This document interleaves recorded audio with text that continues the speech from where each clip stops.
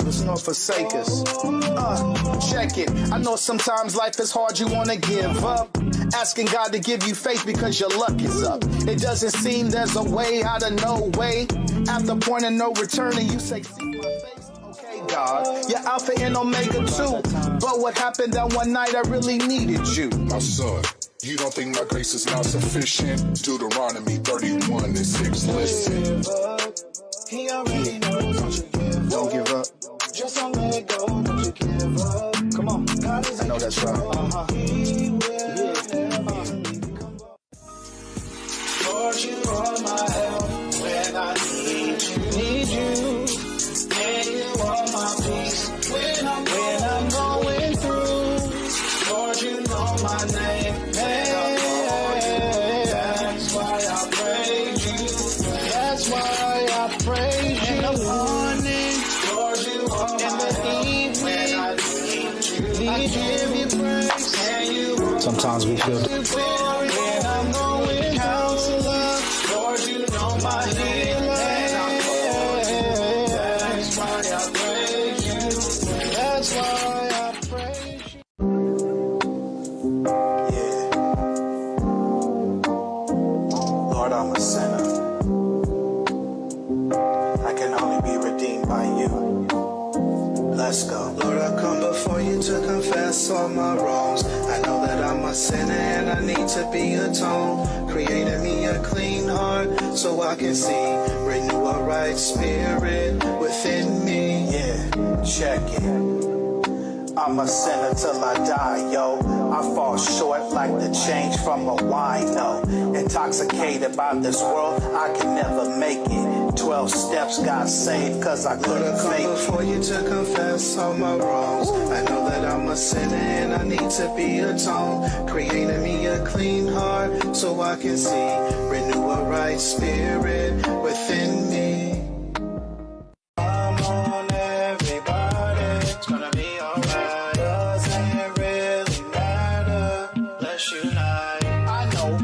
Times everybody feels like it's either black or white. If I can't love you when you can't love me, then we got a bigger problem in the world to see. Yo, it's time for a change. We gotta do better. The only color that I hate is the color on this sweater. I said it once before and I'ma say it again. How about we make love great again? Come on, everybody, gonna be alright. Doesn't really matter if you're black or white. Come on, everybody, it's gonna be alright. Doesn't really matter. Behind these walls, I tell you how we made it. College graduate, never been incarcerated. X-rated was the prison, I couldn't escape it. My first visit was at 8 by somebody related. Woo. Like my pops, I was just like a dope fiend. Addicted to cookies with trauma potency. Didn't have a role model, just a single mother on welfare who found a man who really loved her. Now Christ is the topic of my household. Corner house with a plug that'll save your soul. I'm just here to testify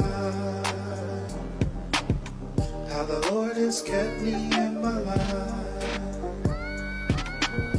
I'm just here to testify. I'm gonna give him praise. Throw your hands up. Give him praise, y'all. I'm gonna give That's what we're gonna do. Hallelujah. I'm gonna give him praise. Hey. I'm gonna give Come him praise. I'm gonna give Want y'all to check this. Hallelujah. Woke up giving praise to the Most High. Said a prayer for my folks who heard them doves cry. Even though we go through trials, we can pass the test. Cause he's the type of father that'll make you burdenless. In your soul, in your mind, just a perfect peace. And you ain't even gotta pay because his love is free. From the cross to the grave, he done paid the price. What kind of life would I live without Christ? I'm gonna give him praise. I'm gonna give Come on, praise. Y'all. I'm gonna give him praise. Dear Heavenly Father, yes, Lord, you said the prayers of the righteous availeth much. Yes. And Father God, I'm your son, and I'm asking that you begin to allow your spirit to fall on this earth. Yes, Lord. People are lost. Yes. People are hurting. Yes. And people need hope. Hallelujah. So Lord, if you can hear me, I ask that you will begin to allow your spirit to move across this earth. Amen. In Jesus' name we pray. Amen. Lord, we need you now more than ever before. Ever before, Lord. So many are hurting and they just can't take it no more. Can't take no more. No more. So you really think you're gonna stop the confusion? People think it's political, but it's spiritual. Nowadays it seems like people have a problem, yo. When I say that I'm a Christian, it's political. What? Left wing, right wing, red, white, or blue. The only side that ever mattered was a side of truth. Who am I to try to tell you what you gotta believe? He shed his blood so we can choose if we want to be. Now that I'm saved, I'm giving praises to crosstalk. Yo, Davis, another one. Check it. It's the crosstalk. Just a profit of man, just to lose his soul. It's like the end of a rainbow without the gold. It's like a car without no AC. Cause it don't matter how you ride, you gon' feel the heat. What does it profit a man if he gave his life, forgiving sins to make amends and no more strife? Let me tell you about this faith talk. It was the blood so we could see the Crips walk. It's the crosstalk. Now that I'm saved, I'm giving praises to crosstalk.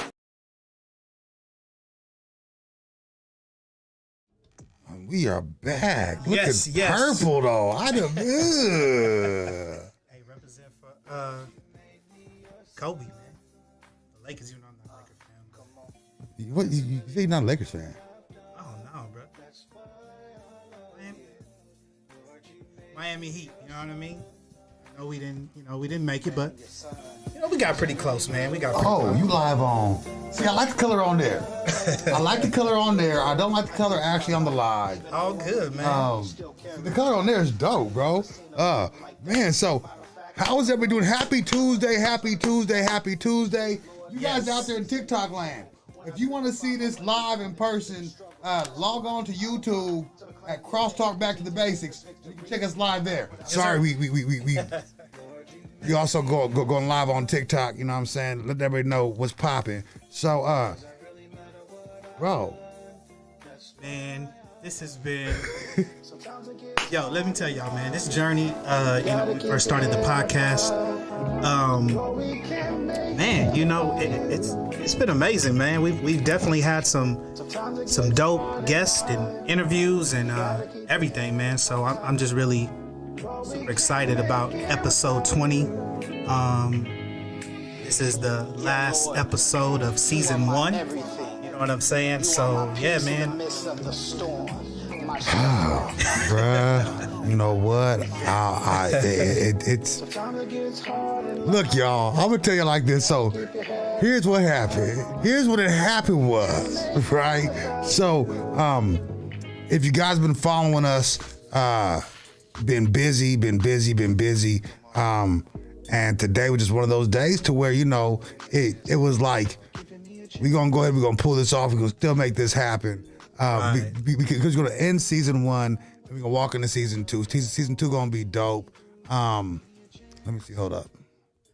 Here we go, right here. Awesome. Sure. So hold on, let me go ahead and let me get this ready. Jason, so we're not gonna hear you yet. We're glad you logged on. We're gonna get to you in a moment. All right, brother. Thank you for joining us. Yes, sir. All right, so just give us one moment, but do have your mic unmuted and ready to go. All right, brother. Give me a thumbs up. Okay. For sure. Listen, man. Tonight is gonna be a dope show. We hope that those who we shared earlier that what this podcast was really built for was to have a platform, particularly for men.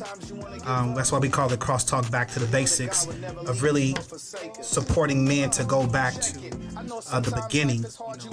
Honestly, the way that God created us, and so that foundation, we find in His truth, so that we can get back to the place that we needed to be. So, Amen. We wanted to end episode 20, which is the last episode of the season, to really bring it all together of why we created the podcast.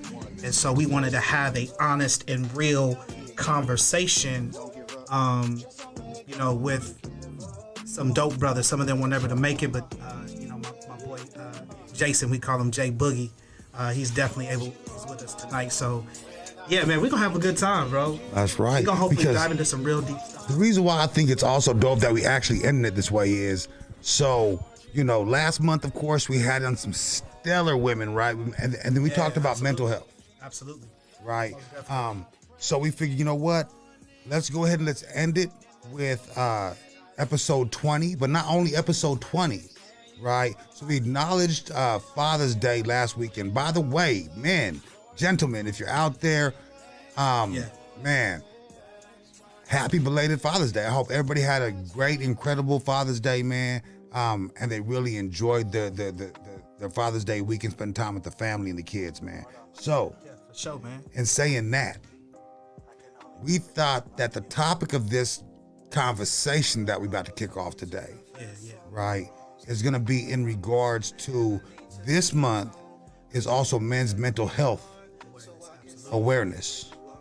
So we want to go ahead and kick off the conversation to where we could start to dive in to now the men's mental health, right? Because we did start, just like D said, we started this podcast, because men, right? Based for men. Now we're like, you know what? Let's get back to helping work on the man. So, D. Yo, there's a lot to kick off. So I'm gonna just read this, and so then we'll bring Jason on, and we'll do our, we always do our spiritual check-ins. I'm gonna get him dialed up. Okay, so we're gonna play a song before we bring Jason in. You wanna do it like that? Yeah, you can. Okay. Do it like that for sure. Go ahead. No, go ahead. You want me to do this first? Yeah, go ahead. All right. So what I want to do is bring Jason on, man. Let's bring him. Bring Jason. Okay, okay. Bring my man on, so we can do the check-in Let me again. get the music down. Okay, so let me see. We're gonna go ahead. I'm gonna get him dialed in real quick. Give me a quick second. Yeah, bring him on, man. So we'll go ahead. Jay, you there, brother? Yeah, can you hear me? Yeah, man. Hear you loud and clear, brother. Jay Boogie, what's cracking, man? Not much. What's up, fellas? Man, blessed, man. Super blessed. Yo, I just want to say thank you for being a part of the podcast show. For those that are just tuning in, this is the Crosstalk Podcast. We go live every Tuesday at 7 p.m. You can catch us on Facebook Live and also on YouTube. Yo, man, I'm really excited about this conversation for so many reasons. One, Jason is a dear friend of mine, a brother, an old roommate. I mean, we go way back, man. We definitely got history, man. Dun dun dun. Man. Can't tell you all those stories, but Yeah, man. We gonna keep that. We gonna keep. Shh. yo, listen. But man, it's just such an honor, man. So he'll be able to introduce himself, and then we'll really dive into it.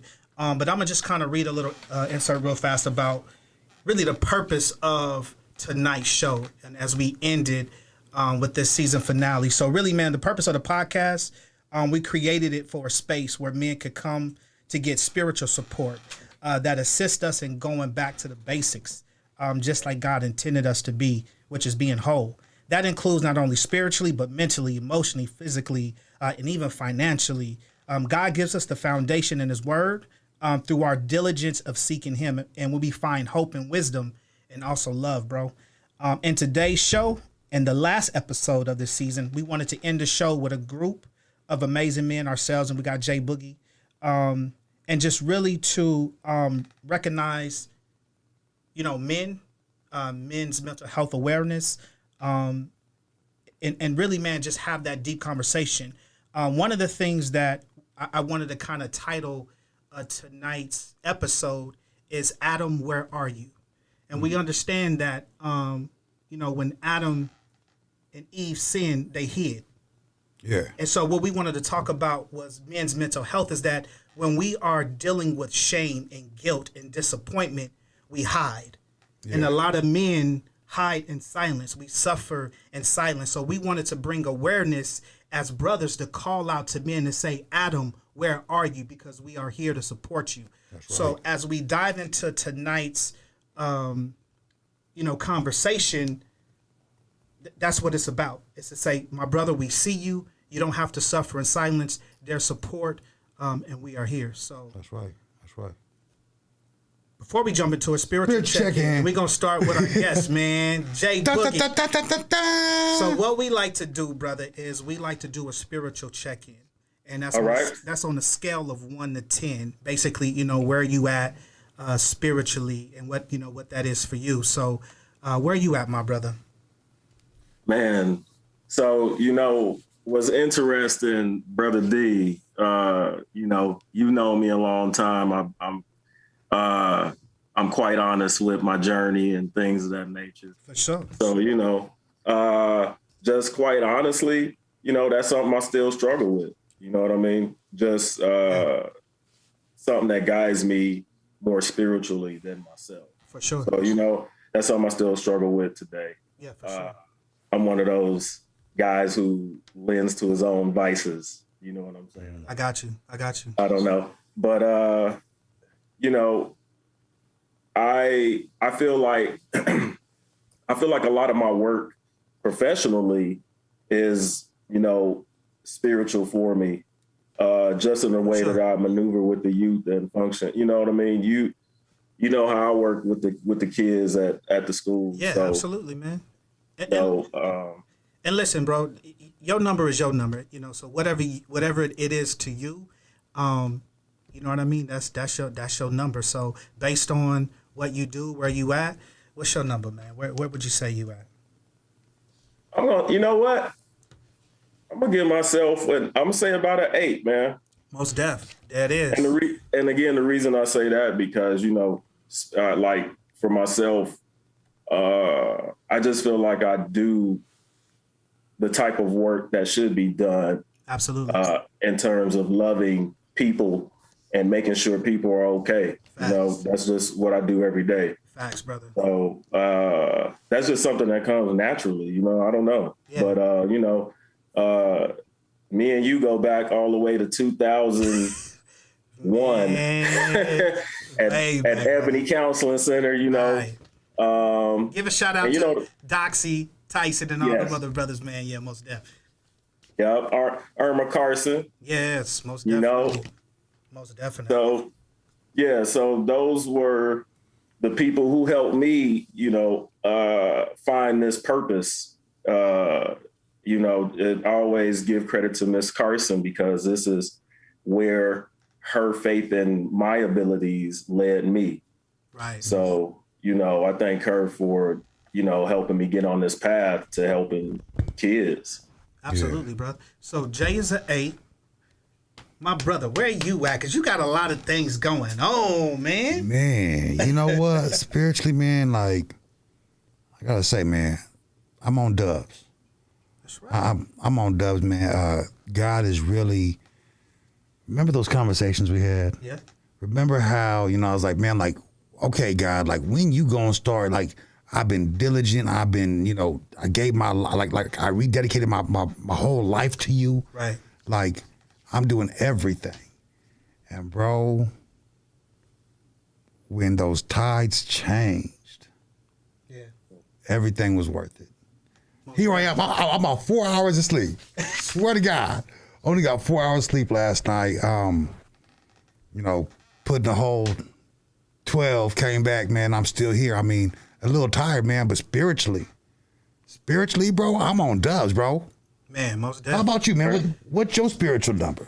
Yo, I'm probably about at, how can I say? Let me rephrase. Let me. I'm a processor, so before I speak, I'm gonna say I'm at an 8. Okay. And the reason I'm at an 8 because I feel like I've been wrestling with God. Mm. Who winning?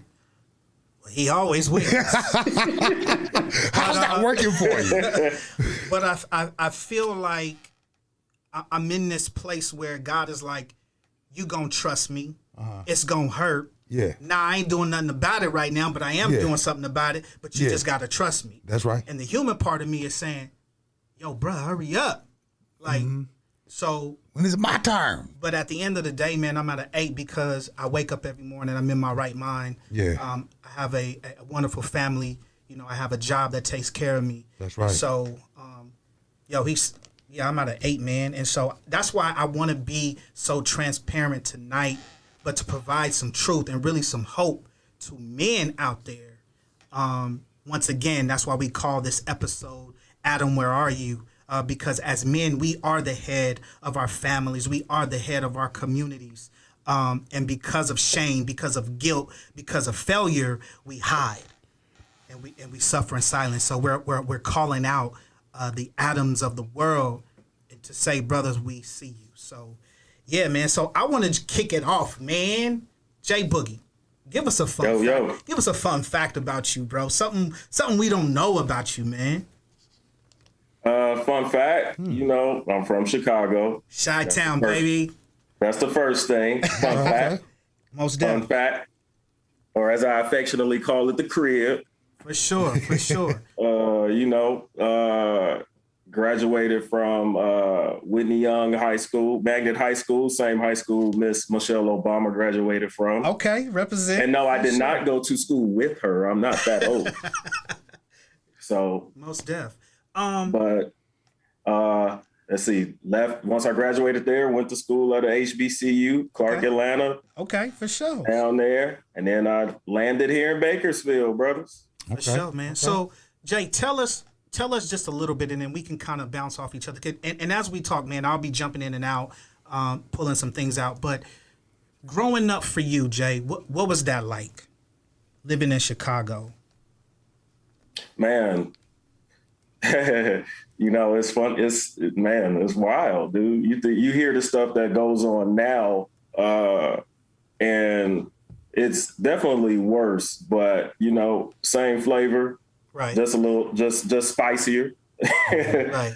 You know, so you know, a lot of my teenage years, I was, you know, spent being protected by my father, you know, and unlike a lot of households, my household was a little reversed where I had my dad taking care of me and my mom was gone. Okay. So, you know, my dad did what he thought was best in terms of protecting me from the elements. So, you know, that's part of the reason why I ended up at the high school I went to. And then, you know, I understood a lot of that in that time.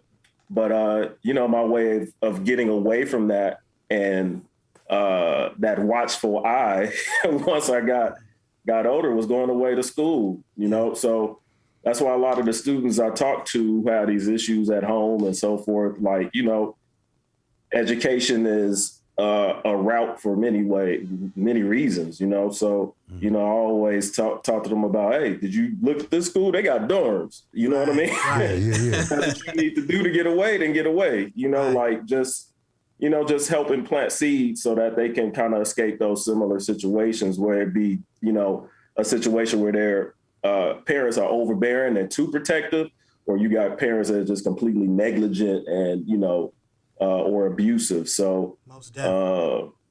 So, yeah, you grew up without your pops. Yeah. So I grew up with my pop. Right. So let me ask you this, because what was that like growing up with your father and mom being away?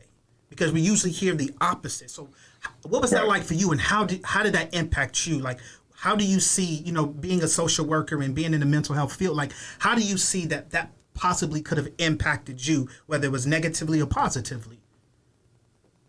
You know, what I feel is like everything served its purpose in what I do today with kids, because a lot of the things that they tell me I relate to, you know. Right. Just like here, there's a Jameson, you know what I mean? I tell them sometimes, you know, I've been through stuff growing up where if there was a Jameson in Chicago, I probably could have ended up at a Jameson. Right. You know, so, man, growing up with my pops, he tried to be affectionate in terms of showing me how to express myself, my emotions, and just not to be afraid of showing those emotions. And that was the benefit of having my father around, somebody who was kind of in touch with his emotions. And also understanding he needed to kind of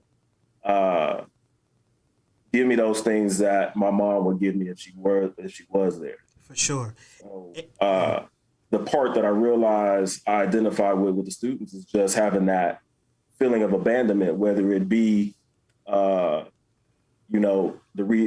reason your parent isn't there is, on their own choice or due to circumstance. So no matter what, it still produces that feeling of abandonment. So that's something I relate to a lot of students going through certain things with.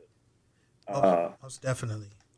Not having the mom around and going through undergrad, I did a lot of research on myself. Okay. Yeah. And that was part of the reason why I ended up in psychology. It was kind of a way to kind of do some background on myself to kind of validate some of my thoughts, some of the feelings I've had growing up about certain things that have happened to me. So, man, just very, also my dad always talked about not work. He worked hard, didn't graduate from high school on time, I guess. So, a lot of those things are what I took from my dad, and I emphasize growing up with my dad because that's what he tells me. He always says we grew up together. Yeah, most definitely. So the reason why I'm glad we're gonna have this conversation, because there's some things that we want to get into, is that our experiences in our childhoods and things like they make us who we are, and we learn and we have this building of resiliency and all of these things, but some of those things and those traumas, they show up in our lives sometimes. And so that feeling of abandonment. And so, I think of when God talked about that it's not good for man to be alone. Yeah.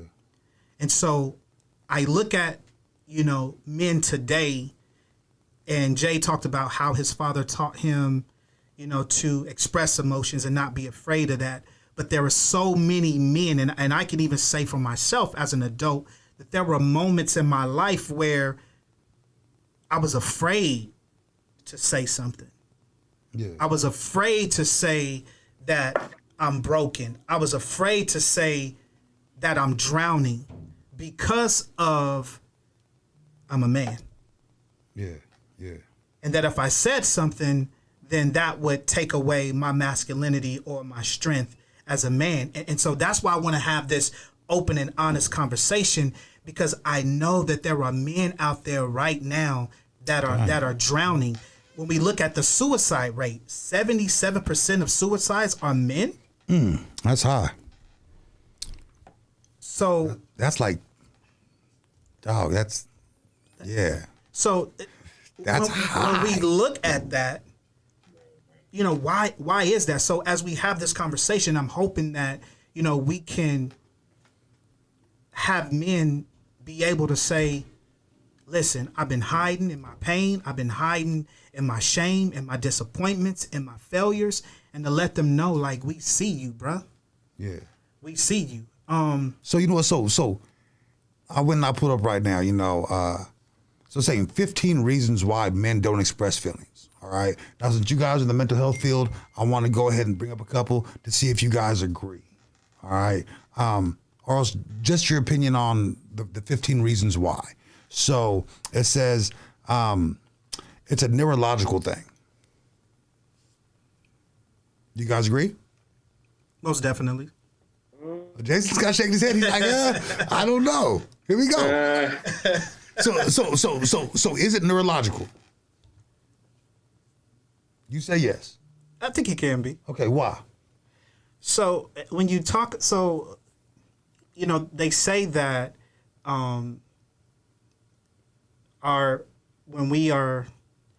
they go back to like levels of testosterone and things like that. Yeah. That especially for young people, when those levels are high, and how I believe it's the frontal cortex. I'm not really into the body. Okay. But they say that connection at that age, or when that testosterone is high, that the connection of the emotion, it's hard for men at that age to recognize. So like from when we are a young baby to adolescence, that communication of being in touch with emotions, it kind of goes away. That's So- kind of the input. I agree with that because as men, when we go through the change, right, these feelings, and then that's jacked up. So to be like, you know what, when these hormones kick off, that's when the confusion really starts. But society, you know, our family, our relatives, even our friends teach us that we are not to talk about feelings. You know, when you talk about feelings, especially depending on what demographic you from. You know, if you from a rougher side of town and come from the rougher demographics, you know, we tough over here, man. I mean, I believe We don't show those type of feelings. No, not at all. And I believe that just has to do. I mean, it could. I think that it can be part of development. You know, when people, because I think this goes back to depression and other things in mental health, is that sometimes, you know, and this is what, you know, we'll get into it, but I feel like, you know, growing up as a believer and in the church, it was like if it was mental health, it was like, nah, that's the devil. But yet you got a cabinet full of medicine for high blood pressure and all these other things. Yeah. So why can't the issue that I'm having with mental health be something that's biological as well? Yeah. So I feel like that could be part of maybe why people can't recognize emotions, and I even feel like with trauma, like it changes how we process things. And so when we are constantly living in a fight or flight mentality, we don't really share those things. So I think that there could be some truth to that, but Okay. that's just me. I'm not going to go through all these because I know some of them are more. I mean, honestly, because these aren't studies. They're just possible reasons why Yeah. Okay. men don't talk about their feelings. All right. So men express their feelings through actions more than through words. You guys agree? I think I agree. Yeah. I think, yeah, for sure. Okay. For sure. All right. Let me see. That's why you get those arguments. But I brought you this. It's, I didn't want that. Say that's where the rose is. And, Right. You know what I mean? Listen, Right. man, You know, okay. I took your car. I got a detail today. Right. So here we go. So here's one that I think everybody has a problem with, not just men. So when I looked and see down the list, I'm like, that's kind of just in general everybody. But men don't talk about their feelings because it hurts. Because it hurt. Because it hurts. I think it's the shame more than anything. For real, huh? I think Depend on that's the situation. Depend on the situation. what you think, Jay. I think it's a lot of men are afraid of vulnerability. You know what I'm saying? Like our main instinct is to protect. You know what I mean? And being vulnerable gives people the opportunity to strike. And so you don't want to expose a weakness. That's just, I think that's part of it. Absolutely. Also, too, again, like you said, it can be learned, the environment. You know what I mean? Absolutely. I'm glad that you said that because I think in our society for men is that we have to choose strength over vulnerability. Why can't we have both? We can, Nah, according to society, we can't. but that's what I'm saying. Our Okay. culture, when we talk about the environment, our culture says that we have to choose strength over vulnerability. So what do we do with what we feel? What do we do with these emotions? What do we do with these challenges? I heard a preacher say a long time ago that, it's a dangerous place for a man when he has displaced emotions. Yeah. So, Okay. yeah, most definitely, man. So how about this? Let's go ahead and let's start putting stuff on the table, right? Because we talk about, we want men to talk about their emotions. So, Jason, I got a question, man. Yeah. Have you ever had a time in your life to where it just broke you? And if you did, how did you handle it? And did you talk about it with somebody? Did you keep it bottled up and just work through it mentally by yourself? I did all the above. All the above. Going through tough times with relationships, divorce.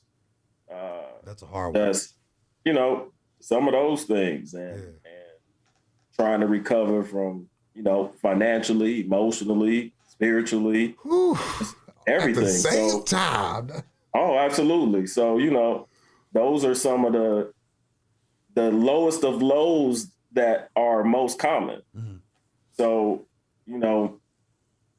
coming up out of it wasn't easy. Definitely spending time by myself to understand certain things, going back to like what Delphon was talking about in terms of things that growing up with my father, things that were learned that probably need to be unlearned, or you know what I mean? Mm-hmm. Certain things. So, a lot of it was just spent reflecting. And, I saw a quote that stuck out to me during that time that was something along the lines of don't focus on finding the right woman, focus on being the right man first. Boom. So, it just was about going back to what was important to me, establishing my goals and getting back on track. Going back. And, that's where I ended up getting back into school, the master's program. And, there we go. Like I say, I always say, got to pull a Superman on them. Got to. So, listen, sometimes you thought you was just going to dig break yourself me up out of it. Listen, because I know we have all been through. Hold on, brother, because you ain't going to dodge the bullet. You ain't going to dodge the bullet, man. Wait, hold on. What was the question? Wait, no, because look. So, we go down. We going around the table, bro. So let's be real. D, man, especially you,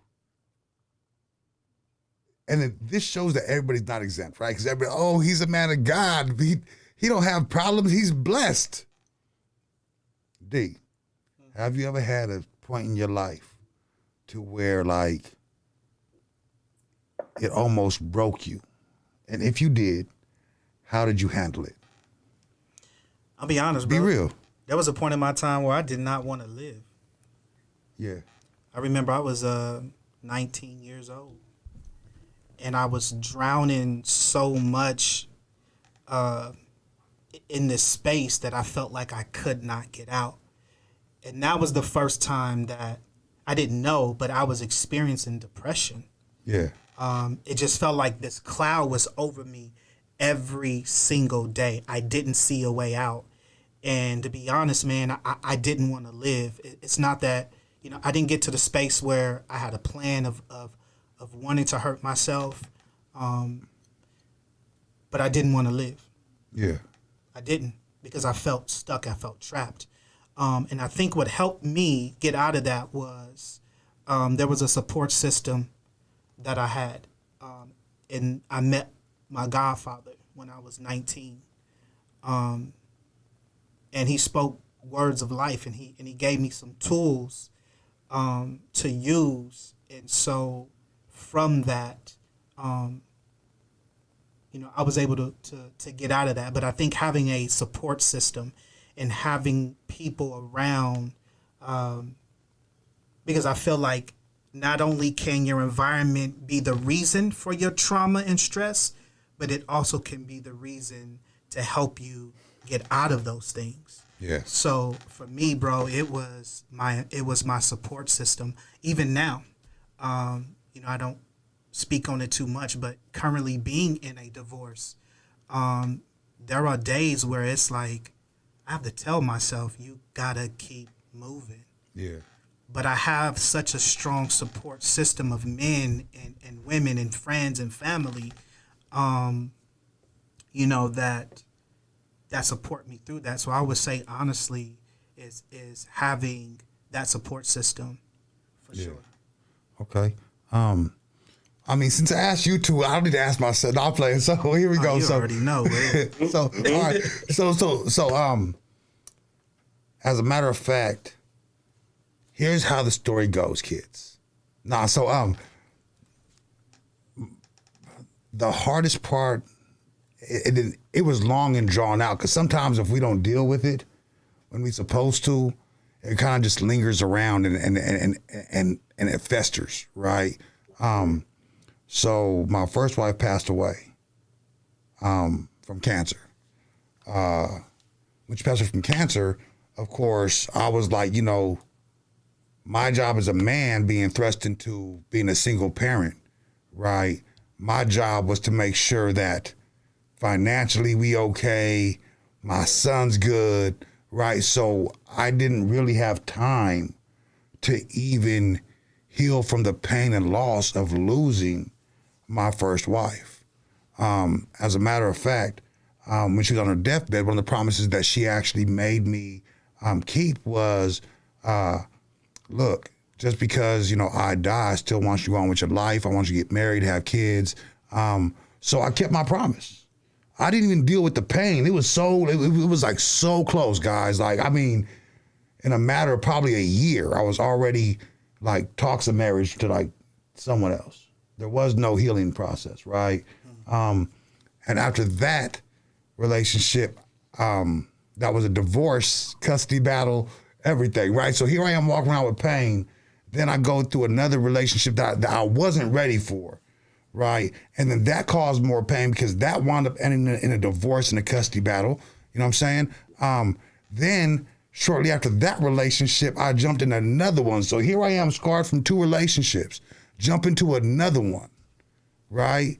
Still dealing from the pain and the loss of the first wife, and then the ugly, divorce and custody. Because if you guys don't know how ugly divorces and custody battles be, it can get ugly, it can get stressful, right? Man. So dealing with that, going to another one, and then even that relationship, didn't wind up working out, right? So one day I'm like in the gym going mad crazy, right? Because at this point I'm like, man, I got to improve myself in every way, spiritually, physically, financially, you know what I'm saying? Like, I got to get myself together for myself, right? So in the process, we're talking, and then, because D has been an amazing friend, an amazing brother in Christ. So one day I'm in the gym, man, and I'm talking about my feelings. And then, this is why it's dope to have friends in psychology. This is why I think it's dope for men, to go and talk to somebody who has that, mental health background. They certified, licensed, whatever. If you have someone who knows how to help you cope with it, right? And then how to understand. So one day I'm talking about my frustrations from, a past relationship and how everything wound up being, right?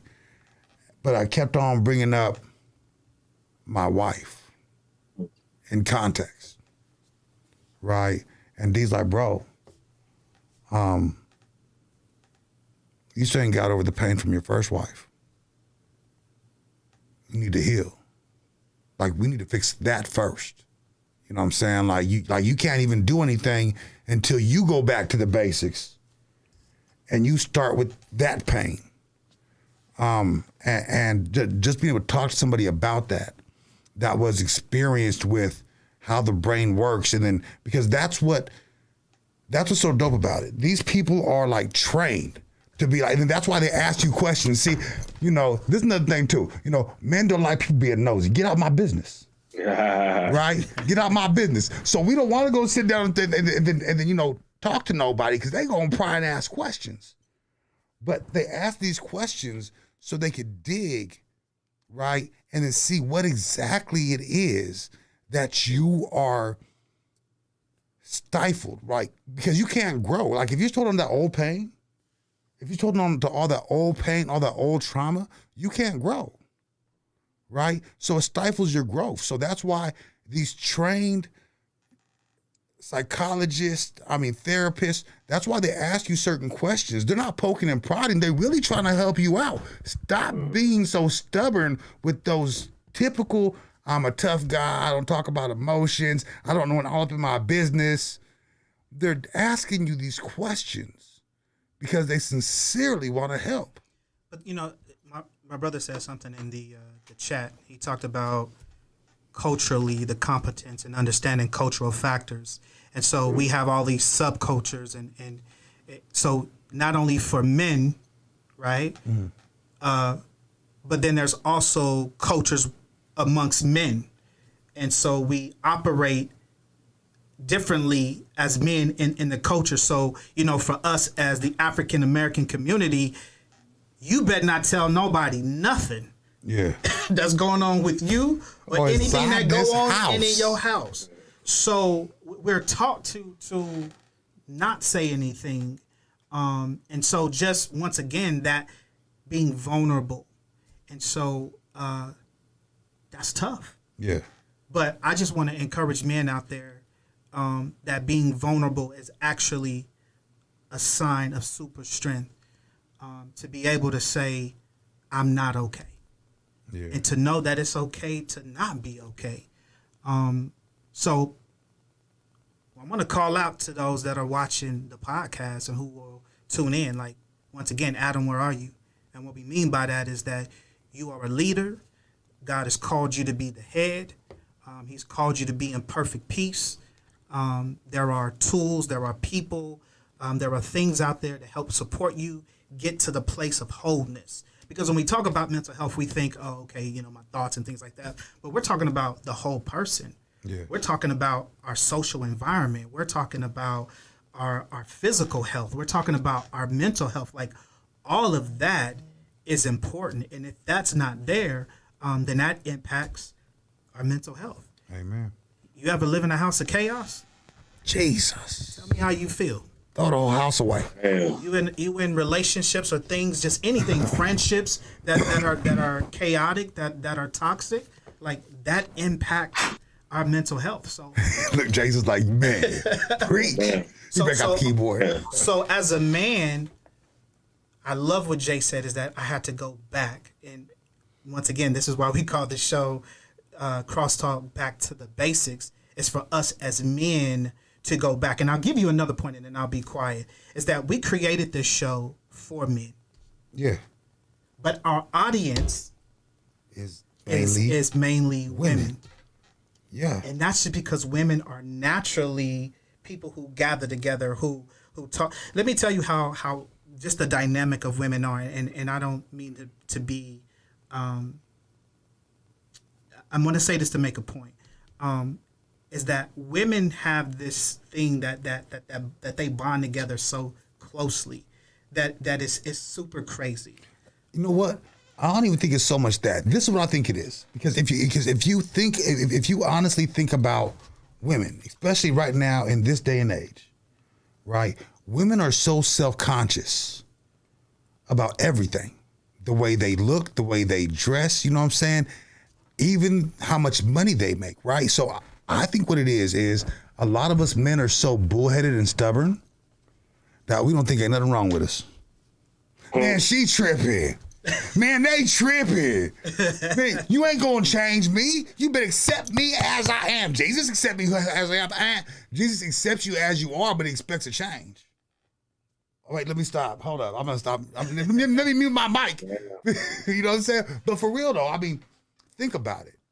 I think that's why, especially even with education, when you look at statistics, women are now receiving more degrees than men are. Right? When you look in the church houses, when you look at them pews, you look at them chairs, women are mainly in the pews at the church. When you look at the growth of business owners, women are killing it right now.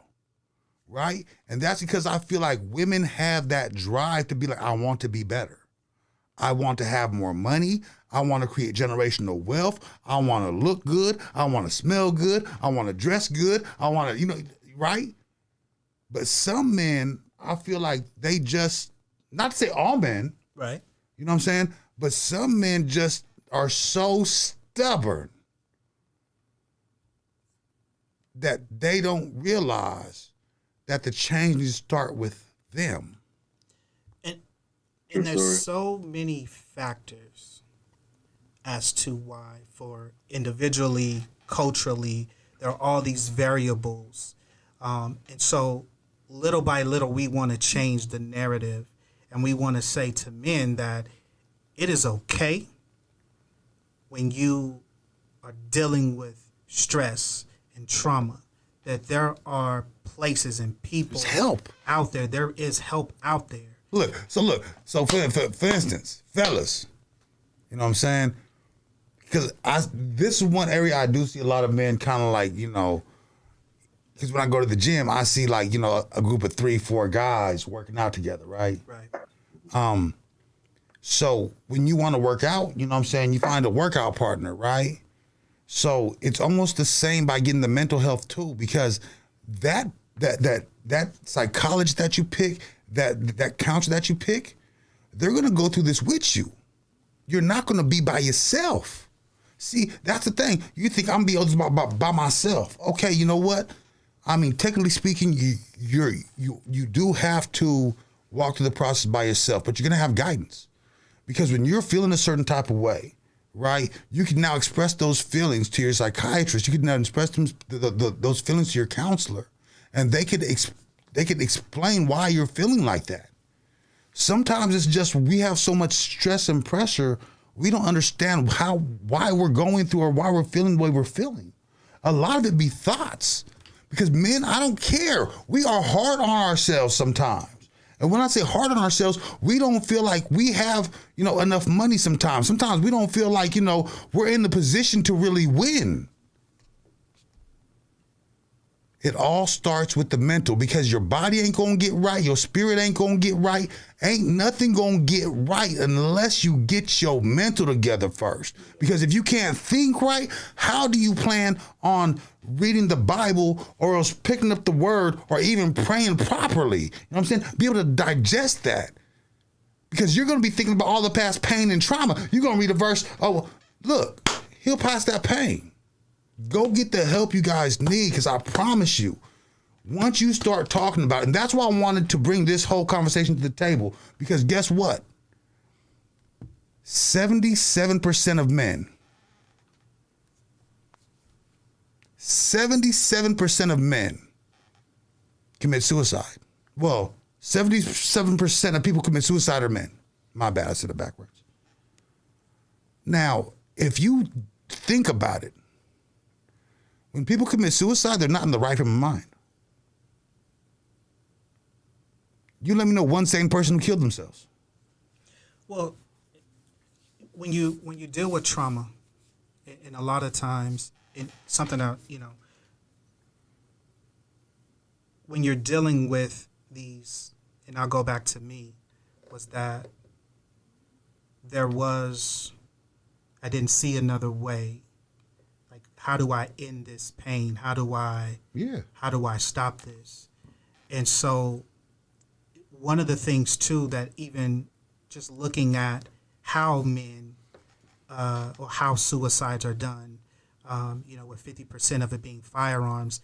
And so with men, you know, I was even looking at that. And so for men, once again, going back to the shame, going back to the guilt, was that if I'm going to do this, I need to make sure that it's done. Because I thought about how would it be for me being a man trying to commit suicide, but it doesn't happen. So now I have to talk about why I did what I did. Yeah. You know what I mean? So now it's like, so if I commit to this and I got to end this because I don't see another way, then I got to make sure that this attempt, that there's no coming back from this. Yeah. So I feel like even with that process of men, because once again, I thought about it like, what does that look like when I go to my family if I'm in the hospital and I'm coming out of this tragic situation? How do I go back to work? How do I hang around my boys? Yeah. And they know that I tried to take my life. You know what? I'll be honest. At that point, you know what I mean? So that would be a hard pill to, bro. I mean, you said how 55%?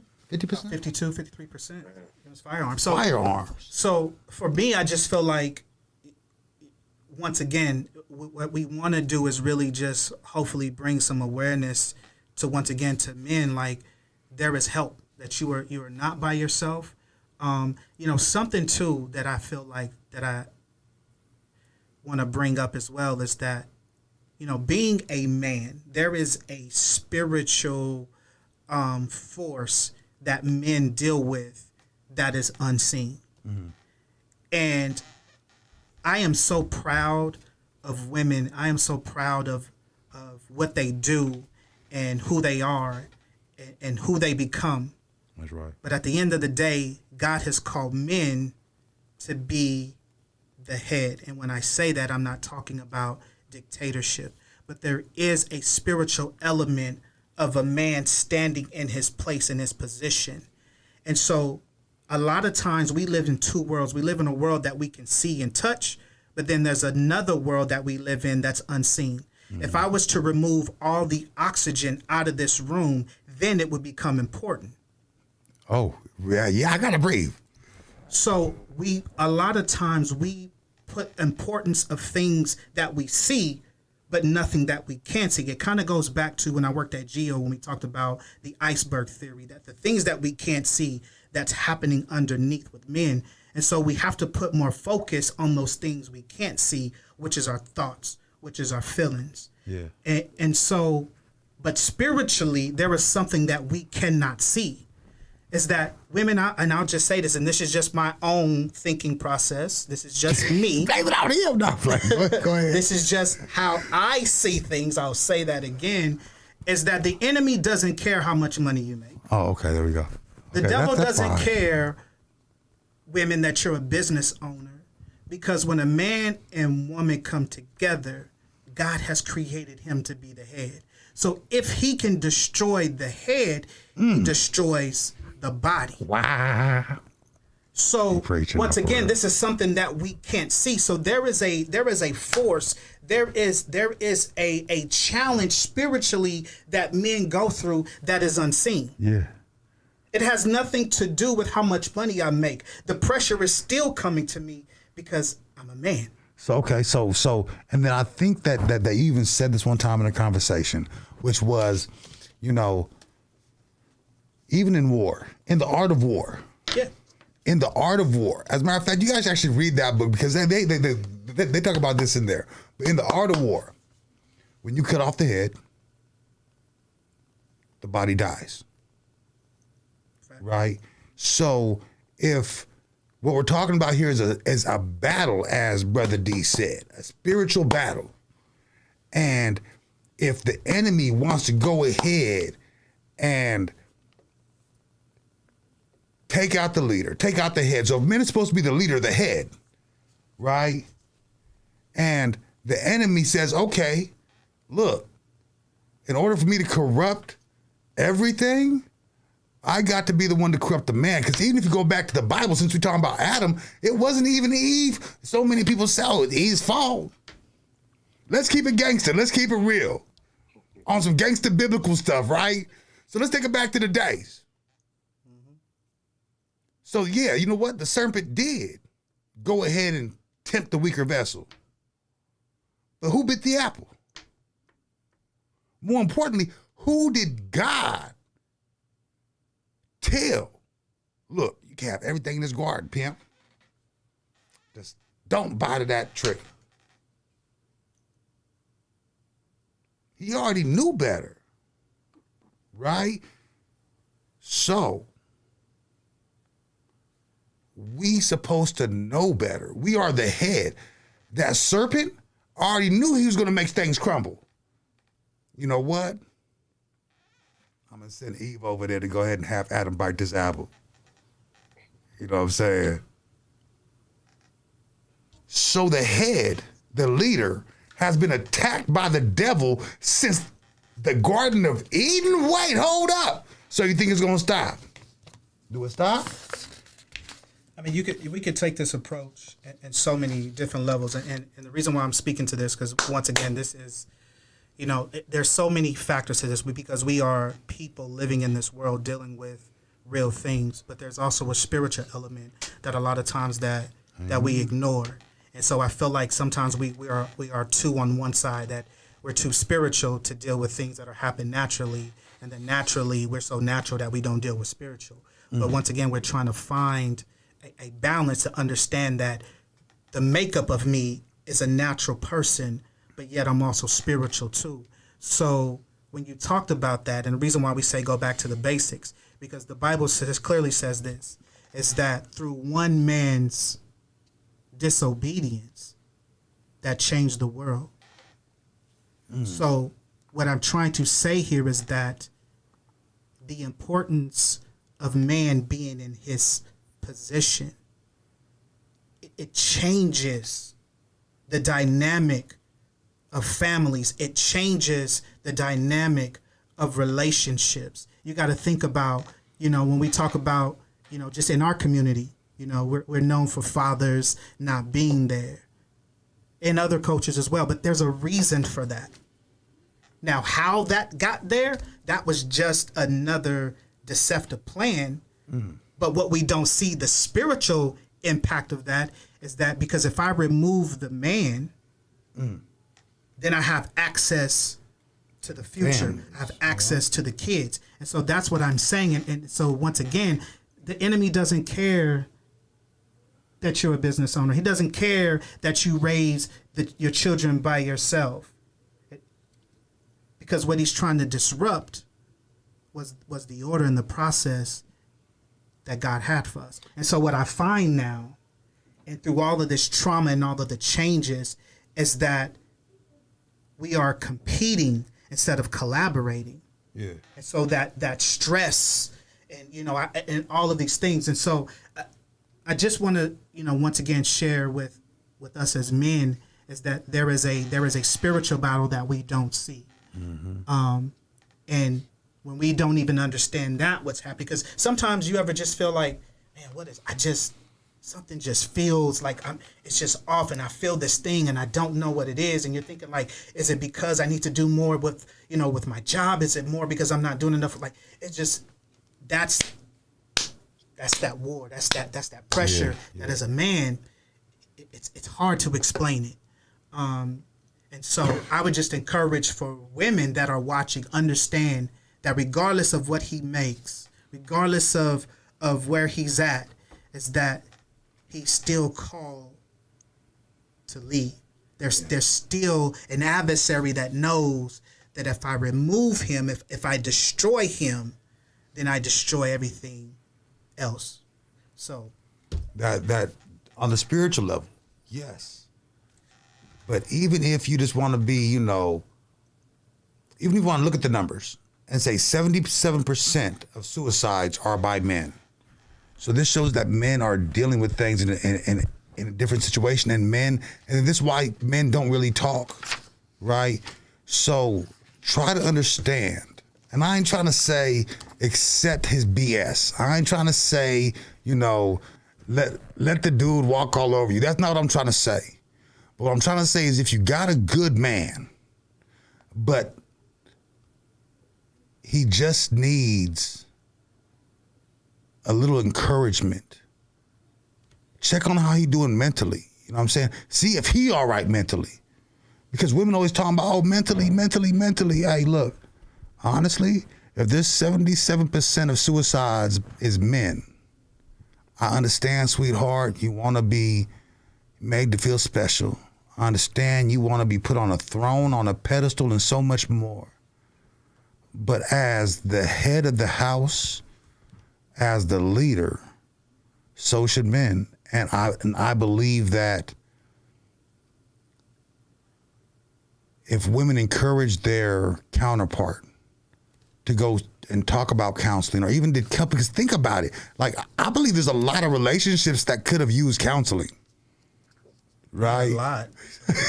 That's a whole lot. And that's what I mean by changing the narrative. I think that that should be the norm.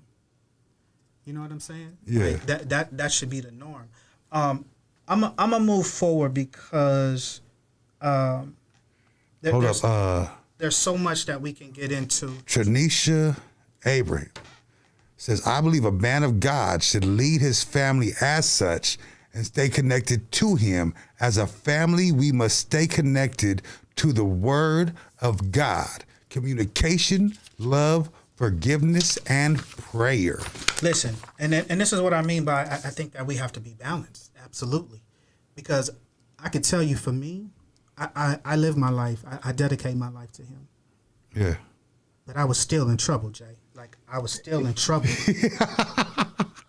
I'm a praying man. I'm a faithful man. But I was still God-fearing man. Yeah. battling And there was one day that I told my significant other, I said, I don't care what you got to do today, but I'm not here. Because I needed a day to just listen. It was so much pressure that I needed when they say mental health day. Yeah. I said, I don't know what you're going to do with the baby today, but I'm not here. Check out time. I had to check out. Yeah. You know what I'm saying? And so I think that's where having that dialogue and having those rules of engagement with each other, just the people that you're with, you know, even because, you know, sometimes people pull on us. And so being able to be in spaces where people respect that it's the norm to say, I need a moment. Not to, oh, you're weak and, well, I do all of this and how come you, to be able to say, if this person is asking for this space in this moment, that we honor and that we respect that. Yeah. That I don't say, well, you know, I walk 10 miles in the snow. And I think that's what we do sometimes, is that we try to compare our situations to other people. We're not all the same. No, we're not. So, Jay, I got a question for you, man. Yes, sir. If you were to, as a mental health professional, what is a nugget that you would leave for men who are watching or will watch this? What's a life nugget that they could take away? A life nugget. A life nugget. That's a tough one, sir. That's a tough one. I'll come back to you. Life nugget. Yeah. You have to run that one back. You know, okay, here we go. A life nugget. Everything that you see at times isn't really gonna be the end result and the outcome of your life. Sometimes we get stuck in a position to where all we look at is the negative, and we start to feel negative. We start to think negative, right? We start to even sometimes act negative. If we allow ourselves to just don't be stuck on looking at that negative, knowing and trusting, as long as you are being the child of God that you are supposed to be, praying on it, because remember, the word says, prayers without works is dead. So if you are a child of God, and if you're standing firm in your faith, and if you're praying, and if you're doing everything in your power to be the best child of God that you are doing, and not only that, remember, God will only take you to the door. It's up to you to walk through it. Right? So my nugget would be, don't stress on the here and now situations. Focus on the future, how you can be a better person to make your future a better place for your tomorrow. Most definitely. True. I think my nugget is going to be, don't be afraid of help. You know, identify a support system. Identify whether it's one person, whether it's, you know, a place, whatever, like find your support system. Identify those people and those things that support you, because we can't do this alone. I learned a long time ago that every great man has had someone along the way, whether it was a father or a mentor. I mean, you look over your life, there are people who might have been in your life for a day, a week, a month, you know, your whole life. But we need that support system. So don't shy away, you know, from support. That's right. That's right. Jay, on you, man. I think my nugget is going to be, perfection is the enemy of good. That's one of my favorite Ooh, quotes. I like that.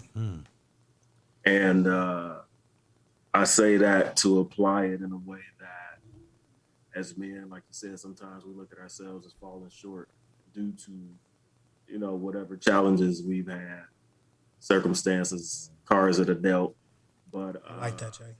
you know, and even some of the decisions that we make. But ultimately, doesn't make us bad people. And you know, we all strive to do better, and that's the goal. Just strive to be better. That's right. And you know, perfection is always going to outshine good. Amen. Because it's unblemished, it's perfect. So you know, Sure. rest upon good. We're never gonna reach perfection. That's right. For sure. So for those that are out there, man, if you guys are struggling, you need somebody to talk to. I definitely encourage y'all to get some help. You know, if you need to reach out to myself, if you need somebody to help you make that phone call with you, like whatever it might be, absolutely. Iron sharpens iron. 1-800-273-8255 is the National Suicide Hotline. Adam, where are you? We're here to support you, brothers. So we're gonna shout out everybody inside the chat room that actually went ahead and had something to say. So Christian Allen, she says, "Good thing in my life I had my uncle as a father figure that would keep me in line." Right. So thanks for checking us out, Christian. Naisha Davis, she was on here a couple episodes ago. Yeah, super dope episode. Thanks for checking us out. Of course, Ben Amy, your brother, and then Tanisha actually had two last statements. Tranisha, my bad. Don't shoot me or try and blow my house or anything like that. So first off, she says, encouraging, inspiring, and have understanding is so important in a relationship. It should be normal when you're in the will of God. You should respect each other. Then she goes and says that a life nugget for me is keeping God first and keep people around you that love you and hold you accountable. Iron sharpens iron. Amen. Yeah, for I sure. love that accountability part, boy. I love that, man. And when we talk about relationships too, it ain't just romantic. It's All relationships. all relationships. You know, make sure those are healthy. That they are. You know, you holding each other accountable to do the right thing. That you have that guidance and that moral compass. To be better people and to better others, and how you show up in the world. Like Jay said, he has that love that's just natural for him and what he does. So, Jay Boogie, I want to thank you, man. I love you, brother. TikTok looking like over there, man. Sir, appreciate y'all. I want to thank you so much, man. I love you from the bottom of my heart. Hey, too, brother.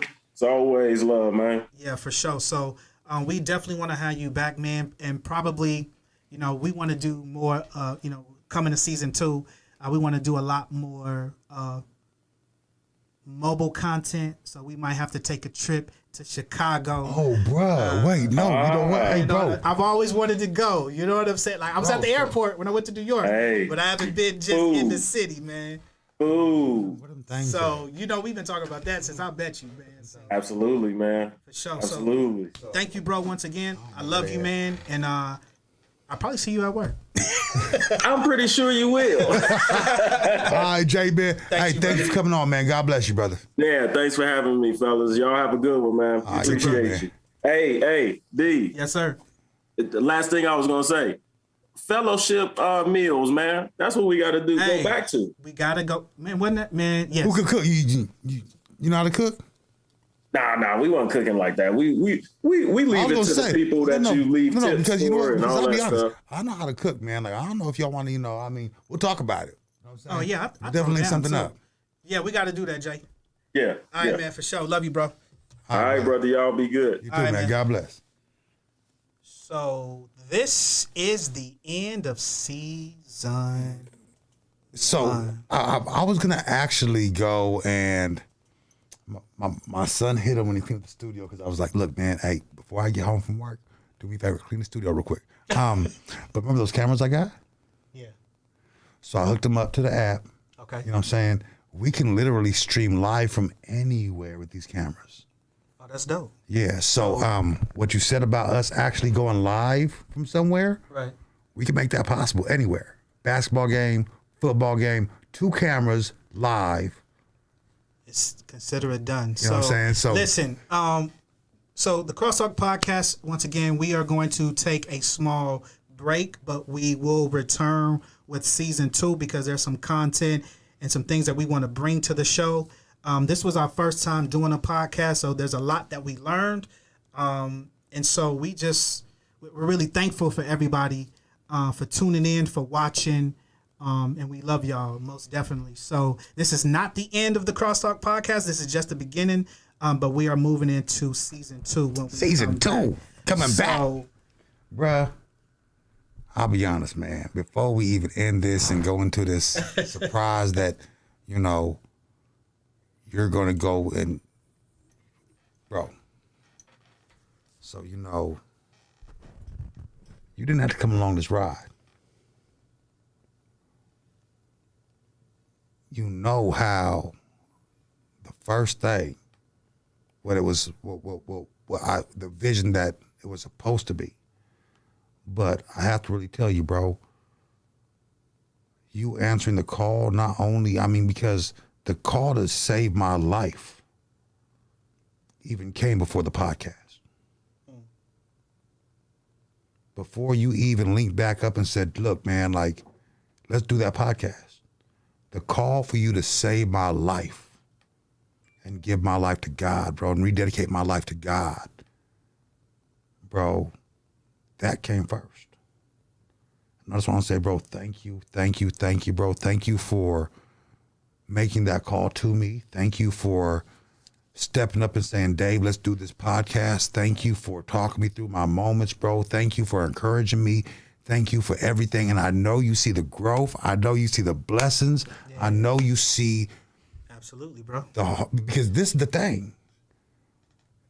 If y'all don't know how it goes, bro, you get stripes for doing what this man did. I'm not talking about stripes like they get from the streets. I'm talking about this man earned favor from God because he saved somebody that he saw was slipping. Bruh, thank you, man. Thank you. There would be no season 1 if it wasn't for you. There would be no season 2 if it wasn't for you, bro. There would be no me being in the position I'm in right now if it wasn't for you, bro. And bro, thank you so much. Thank you so much, bro. Oh God, man. I just, it wasn't me. He just, I just did what he said to do. And I'm learning to do that with everything. I haven't always done that. But nah, bro, and I'm gonna give you your flowers because, you and I have talked, we talk every day. Yeah. You know what I mean? We talk every day about everything. And you encourage me. Not gonna lie, man, being in this walk for such a long time, it gets discouraging because you feel like people don't want to hear the truth. People don't want to really know about God. And so it's like you feel like you become irrelevant in a world that just doesn't care. Hey, but you know what's funny though, bro? I swear to God, man. So as I was driving home today, man, I was like, God, ooh, you showing out. God, you showing out through me. You know what I'm saying? Like, yeah. Bro, I was just so like, I'm like, because it's, I don't talk about every move that's going on right now, bro, but God is showing out. Like, God, stop it. You know what I'm saying? Bro, so it's just, believe me, man, like, this podcast isn't me trying to tell you what you should do. Like this podcast has helped me work through my situation, through my walks. Even the whole part about the mental health talks that we've had over the past couple of months, it's helped me grow in spiritually, mentally, emotionally. In so many ways, man. So I know this podcast is dope for me. I hope that the energy that I'm getting off this podcast, I'm pouring into people and telling them the reason why they should pick up the word and tell them, the reason why they should go and take that walk and the reason why they should go ahead and then kill their fleshly desires and then, be the child of God they need to be. Like, I know, because this is the thing. Like, so, if you talk about it, you got to be about it, right? You just can't talk about it and be like, yeah, I ain't going to be about it, man. So, man, season 1 has been dope for me in so many ways. I hope season 1 has been dope for you guys as well. I hope that if you are barely catching us today on episode 20, go to our YouTube page, Crosstalk Back to the Basics, or you can catch us on Facebook at Crosstalk Back to the Basics. Right. Start from episode 1, because the way we built up It's dope. I'm trying to tell you. I'm not going to give you a recap of, all the episodes, but you got to start from episode 1 because we're going to tell you how to build the foundation. And believe me, build that foundation because it's working. I feel like I'm like on some Jim Jones. Ball. It ain't even about the money, but I just feel like I'm winning. Like for real. Facts. Listen, once again, bro, I love you so much. And I have to do this. I have to give a shout out, to my son's mom. I ain't gonna lie, I was mad at you. Wait, no, not. This is the wrong time. Anyways, go ahead, bro. Go ahead. But I want to give a shout out to her because, there were moments where I wasn't really doing good, and she knew that, and she would be like, I got the baby today, don't trip. So, just her support after that. So I definitely have to give her a shout out for that. So. I thank you and I appreciate that. So, man, season 1 is done. We will be back with season 2. Please make sure that you tune in. And I think we out of here, man. Remember, fellas, if you need help, we are here. You are not alone. You are not alone, man. So we'll be back. We're going to hit y'all with a flyer of when we're going to be back. Probably take about maybe about 2-3 weeks break. Yeah. We'll be back. Well, you'll know we'll be back. You'll know. Yeah. Man, so we gonna leave you with this video, right, bro? Your edit game getting nice. That was the iPhone. I felt like a traitor. Because I'm a Samsung, but I said, oh, man, the iPhone. Bro, I ain't gonna lie, you know what? I seen this, and I was like, hey, my man, nice with it. Even the little B-roll footage and everything, man. And it was so crazy. I just thought of it. I was taking him at the park. And I was just like, you know what? I promise. I didn't I don't know how to edit like that, but I probably did it in 12 minutes. Bro, y'all check this video out, man. Y'all let me know, you know what I'm saying, what y'all think about my guy video, man. I think he did a great job, it's man. It's the message, man. I wanted y'all to really, it's more than the message, man. This man is cutting his own videos now. What you talking about? It's the message, man. You want some P. Diddy stuff, bro? Take that. We love y'all, man. Crosstalk Podcast. Back to the basics. Sometimes we feel defeated. Sometimes we feel frustrated.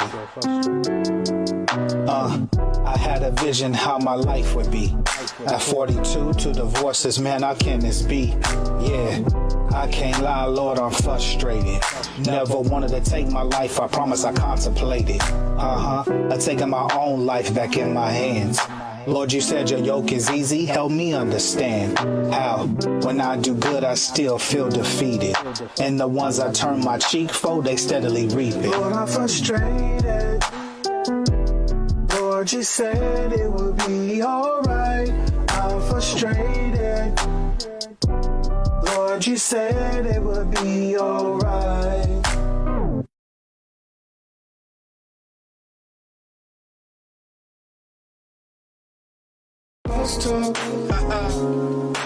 Now that I'm saved, I'm giving praises to crosstalk. Yo, Davis, another one.